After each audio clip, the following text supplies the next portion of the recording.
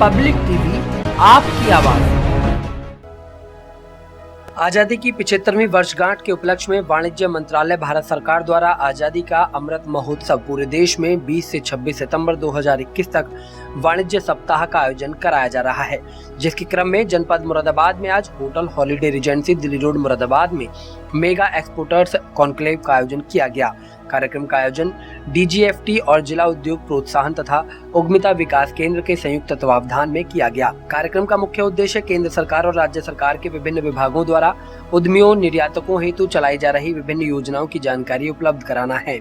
कार्यक्रम में विभिन्न विभागों APCH, MHEA इत्यादि के 15 से अधिक स्टॉल लगाए गए। कार्यक्रम के मुख्य अतिथि डॉक्टर सैयद जफर इस्लाम MP राज्यसभा रहे। मुख्य अतिथि द्वारा दीप प्रज्वलित कर कार्यक्रम का शुभारंभ किया गया।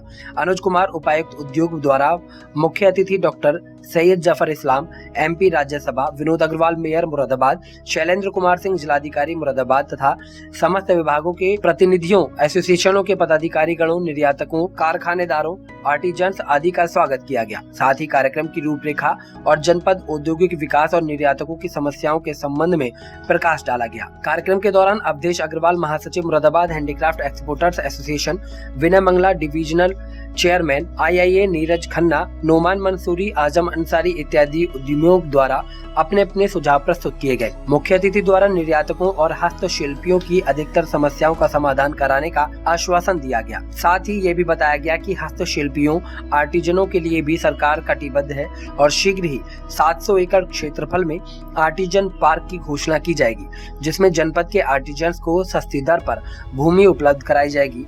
उनके द्वारा जनपद में कचरे के समाधान और घर घर नल से जल का आश्वासन भी दिया गया।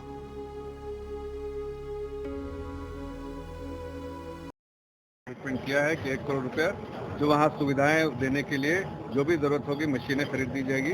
वो 1 करोड़ रुपया वर्थ की मशीन जो है वहाँ पर हम लिस्ट देंगे DM साहब, CMO से अप्रूव होकर वो लिस्ट जो है इनको देंगे और उसी वो मशीनें वहाँ लगवाने का काम करेंगे। मैं उनका आभारी हूँ कि उन्होंने गरीब जनता के लिए ऐसी सोच है, उनका आभारी हूँ। साथ साथ हमारे साथ एशियन विवेकानंद हॉस्पिटल के जो मालिक हैं यहाँ पर खन्ना साहब, उन्होंने भी कहा है, खन्ना साहब ने कहा है कि जिस तरह की भी सुविधाएं चाहिए वो उसमें बहुत सारे जो काम करने की ज़रूरत है, बहुत सारे सपोर्ट की ज़रूरत है, वो सब वो करवाएंगे। साथ साथ पूरे हॉस्पिटल को पेंट करवाएंगे, वो पूरे फर्नीचर को ठीक करवा देंगे।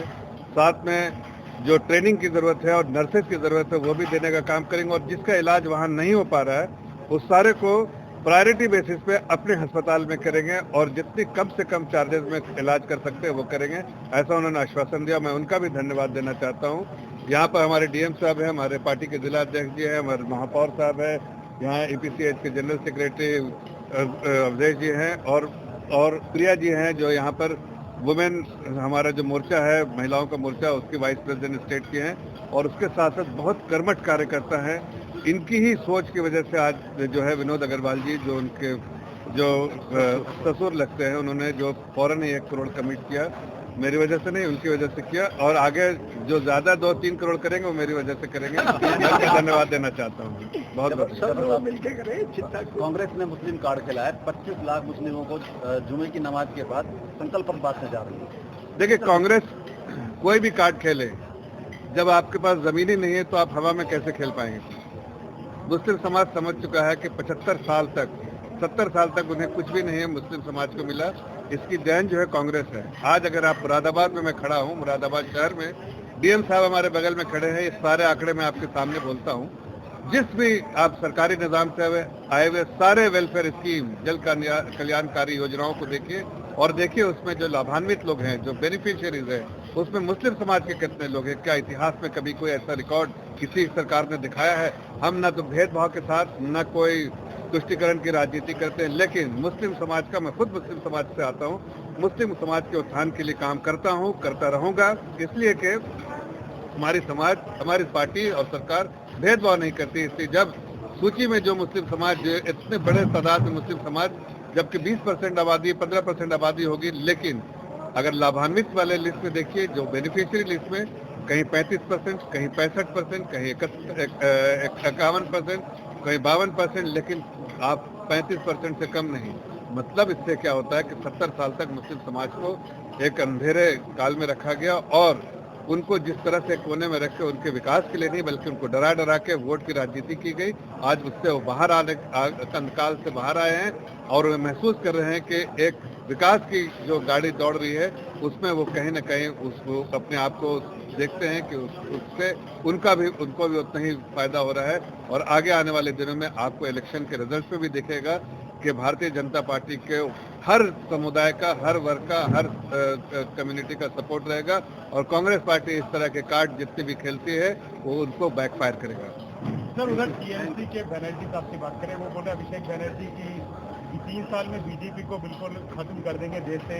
टीएमसी ऑफिस के पास बीजेपी वर्कर्स की लाइन लगी पड़ी। देखिए, मुंगेरी लाल के हसीन सपने अभी देश में जब ममता बनर्जी आएंगी बंगाल से निकल के और जब पूरे देश के बड़े बड़े जो अपोजिशन लीडर से मिलेंगे तब उनको दूध का दूध और पानी का पानी समझ में आ जाएगा कैसे होता है। इसलिए कि सारे अपोजिशन के लीडर वो सोचते हैं कि मैं ही क्यों ना प्राइम मिनिस्टर बन जाऊं, लेकिन प्राइम मिनिस्टर के लिए 2-3 चीजें बहुत अहम है। पहली बात कि आपकी लोकप्रियता होनी चाहिए, आपका वो कन्विक्शन और कमिटमेंट होना चाहिए देश के प्रति और देश के लिए समर्पित होने की जरूरत है जो आदरणीय प्रधानमंत्री जी हैं। इसलिए आज अगर लोकप्रियता में देखें तो प्रधानमंत्री जी की लोकप्रियता के अगर बनिस्बत देखें तो सारे जितने ऑपोजिशन के लीडर को एक साथ भी जोड़ दिए तो उतनी लोकप्रियता नहीं आती है। इससे समझ में आता है कि देश की जनता पूरे तौर से आदरणीय प्रधानमंत्री जी के साथ चट्टान की तरह खड़ी है और जो उनका विश्वास जो लोगों पे है वो 100% है। इसलिए कि प्रधानमंत्री देश को और देश के लोगों के लिए काम करते हैं और इसलिए बाकी लोग जो सत्ता के लिए और इस सत्ता के भाव में आना इस तरह की बातें करते हैं उनको जनता ही सबक सिखाएगी। सर, असम की बात करें, असम में जिस तरीके की स्थिति है वहाँ पे राहुल गांधी कह रहे हैं कि ये स्टेट जनरेटेड है, ये प्रदेश की जो है ये देखिए ये इसमें पूरा जो हाथ है लोगों को वर्गलाने का काम जो है कांग्रेस पार्टी करती है। इसलिए कि उनको लगता है कि अब वो